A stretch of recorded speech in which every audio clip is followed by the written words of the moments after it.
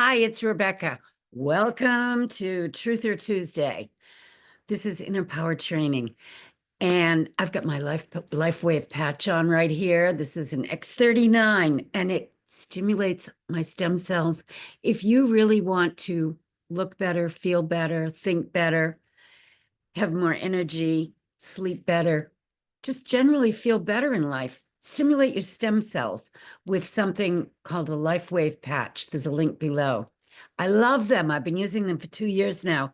And I've had people, text me and say, you really do look better than you did a year ago. And I feel it. I'm actually feeling very strong, very strong.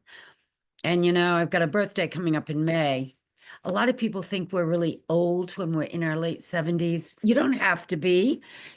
No matter what age you are, it's all attitude. So that's the truth.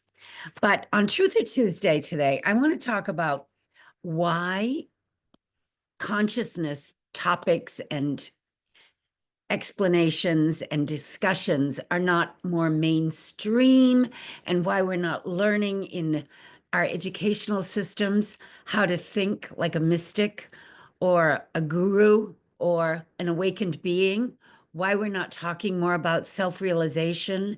And, yes, you can study psychology, you can study positive psychology, Jungian psychology, but when you go to college and you spend a lot of money on your degree, you really need to figure out how to think, not just what to think. You need to know how to think. And I'll tell you, when I got out of college and I joined the airlines and met my first metaphysical teacher who sat me down and taught me how to write down what I wanted, use my imagination to make it happen, I got my first glimpse of what we can do and how powerful we are, because I wrote down something and it manifested very quickly. And I could honestly see the connection. I actually wrote down 3 things and I manifested all 3 of them very quickly. So that put me on the path. And when we get this information and we begin to understand that we are in the driver's seat, connected to our higher self, we have inner power, which is divine, which is infinite. We can go into a higher state of consciousness where we cannot be controlled. You become the king or queen of your own universe because you cannot be controlled. I remember one day I was on the airplane and I had this wonderful aha moment. I'd been flying for a few years, but I can still remember the moment when I was standing there in first class and it hit me. Rebecca, you know how to evacuate an airplane. You know how to communicate with the passengers and the crew. You know how to feel comfortable at 30,000 feet and above. You're not frightened anymore of, that something might happen that you can't handle. You are the queen of your universe, and you are, you own it. You own being a flight attendant. It didn't upset me or freak me out or stress me out anymore. I owned it. Once you own what you do, no matter what it is, you could be a street sweeper, but if you own it, you can do it in a way that is actually pleasurable, believe it or not. Anything you do can be pleasurable if you own it and if you have the right attitude about it. If you understand that you're the observer, you're watching the movie, and all you have to do is shift your perception. If you're in a fearful situation, fear is the big one. 2 emotions, fear and love, variations of both of those. But when you're in a fearful situation, you're out of control. You cannot go within and command that something operate or manifest the way you desire, because the fear is blocking.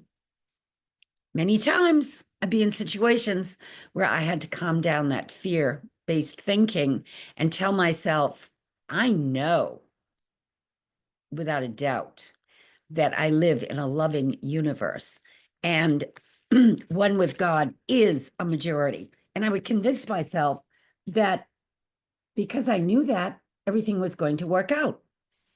Let me give you some affirmations that you can work with.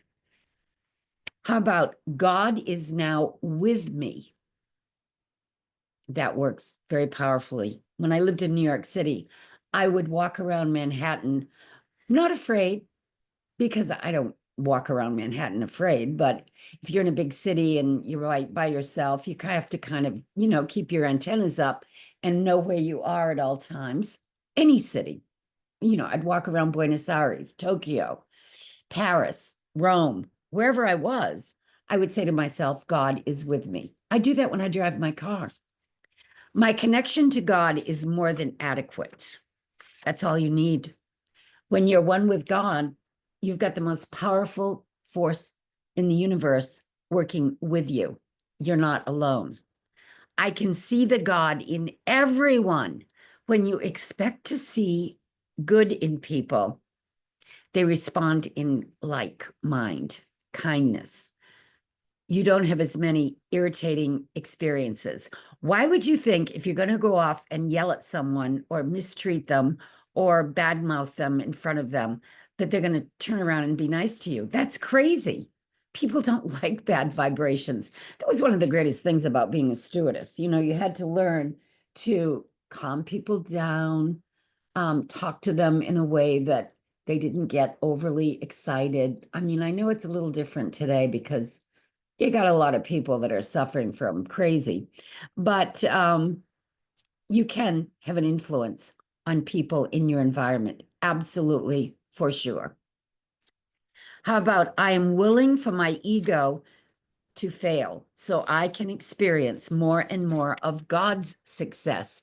Yes, when you get your ego out of the way and you separate yourself from your ego, and you know that you're one with that inner power within you, that divine consciousness, then you can expect more and more success in your life because you've opened the floodgates and it can flow your way. You don't have to go out and look for it. It will just come to you the more you open up to getting rid of the ego and surrendering to that inner power within you, that God within you.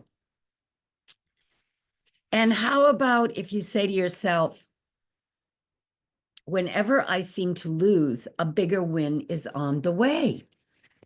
Yes, things that look like defeats or problems are just stepping stones, or you're being redirected. How many times have you heard someone say they were let go from a job, but then something better came along? They were forced to move to a different location and everything fell into place. If you're in flow, if you are really trusting that God within you is guiding you, everything is always working out for your better, higher good. And when you believe that, and you're not one of those people, that's always negative about everything that happens in your outer world, then you open the way for more and more good things to come your way. And they will. How about this one? People give me large sums of money for pleasing myself and celebrating life. So in other words, when you're a happy person and you're living in flow, when you're working at your business or doing something creative or coming up with an idea, people want to pay you and give you large sums of money for it, if you're open to that. How about people love me for being on top? Rather than thinking that you're not going to be supported if you're successful because people will be envious and jealous, include in your consciousness the concept that people will love to support you and work with, love, and respect you for playing at such a high level. They're looking for leaders. People are looking for people they can go to for support and answers. You could be one of those people, a light worker, a way shower. We need more and more people like that in the world right now. As we move into the next phase of human evolution, we're going through the great shift. I have a valuable contribution to make. Tell yourself that. We all came here on a mission with a valuable contribution. It doesn't have to be, you know, king of the world, but in your own realm, you are valuable and you do have a contribution to make. Maybe it's just being nice to the children that you know and helping them figure things out, or older people, whatever. It could be a gazillion different things, but wherever you are in your life, you have a valuable contribution to make. And the more I serve, the more I prosper. Make it a win-win situation. The more you're thinking about what you can give to mankind and not take, you will get support. You'll get all the help you need from the other side, and you will be in the driver's seat, and you'll be living in flow, and everything will, in a synchronistic way, show up, work out, and give you what you need. If you need money, tools, people, connections, experiences, they will all show up at the right time in the right place. And, after I left my flying career at age 56, and the only reason I left was because I felt like I was being redirected after 9/11, being based in Boston with United and having my friends go through the buildings or whatever happened to them. Who knows? I mean, there's so many stories out there, right? I'm not absolutely certain that the first story we heard was the real one, but it was enough to motivate me to move on. After one more year of flying, I left, but it took me 2 years to find what to do next, because even though I had had many tandem careers in my flying career, because we always had a lot of time off, so I did a lot of other things. I didn't want to do any of those things. I wanted something completely different. And then after 2 years, I received a message after surrendering. I totally surrendered. I said, I give up. I don't know what I'm supposed to do. The very next day, I was guided to become a meditation teacher. And I did that for 5 solid years all over the country, giving people a 2-day workshop, teaching them how to get down to the alpha level of consciousness so they could become master manifestors and healers or whatever they wanted to be. We're all different. We're all on our own path, but we all have certain talents that we need to develop and want to develop once we figure out how we can do it. We just need the tools and the techniques. So that's what I did. And then I wrote a book, The Secrets of a Metaphysical Flight Attendant. Everything I do is guided to do this and to do that and to do this, and I keep moving on. And I found out that if you program yourself to be a money magnet and an attractive person and to prosper and to meet the right people and to tell yourself, the more I win, the more you win, the more you win, the more I win. Make it a win-win situation. Don't go around plotting and scheming how you can rip people off. That's what some people do in our culture, which is not cool because it can come back to bite you. And, if, like a boomerang. I've seen it before where people try to hurt the ones that are trying to do the good stuff, and it doesn't turn out too well for them because it's like a boomerang effect. When you're dealing with someone who's spiritually protected and is trying to bring more light into the world, and you want to go out and hurt them or destroy them, you're not going to fare that well. So don't be one of those people. I know you wouldn't be if you're watching a video like this, because light workers don't even think like that. They say things like, I can trust my intuition. Intuition is actually more accurate than intelligence, intellect. So when you go within and you rehearse a certain scene that you might planning to experience, a meeting with someone or a decision that you have to make, and if you rehearse it in your imagination, check out how it makes you feel. Do you get resistance or does it feel good?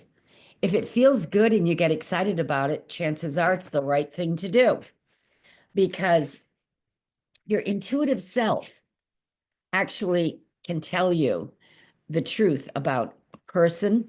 You know what they say, first impressions. It's true. If you ignore that, sometimes you make a mistake.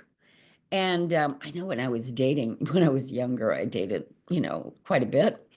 Um, and if I met someone who was really bad news, I would have a dream about a snake. And I hate snakes. I don't like them at all. I don't want to be in the same place as a snake. I don't even like to look at them in the zoo or in a picture. But I learned when I had a snake dream, it was a warning. It was my intuitive self saying, stay away from that character. So learning how to trust your intuition is very, very important. Uh, the more you dig into this whole world of the spiritual dimension and consciousness, which is so fascinating, the more you will understand that you don't have to have anxiety or stress. People take a lot of pills in our culture to tap down the anxiety and the stress. And until you find your inner power, your higher self, the you that is eternal, it can be a very stressful journey. But once you discover that and you realize that you always have the solution within you and you can trust it, and you learn how to think from the end result, you get results. Go to my website, rebeccatripp.com, if you want to learn more about me. I wrote some other books after I wrote Secrets of a Metaphysical Flight Attendant. I wrote The Secrets of Manifesting, a practical guide, and The Secrets of Manifesting Mastery. They're companion books. And if you get those books, go to Amazon, go to my website, rebeccatripp.com. You'll see it all there. And if you work with those, you will transform yourself. You can also have a session with me if you'd like to. I'm always available. Just let me know. And enjoy working on your consciousness because it's the best thing you can do for yourself. Go within.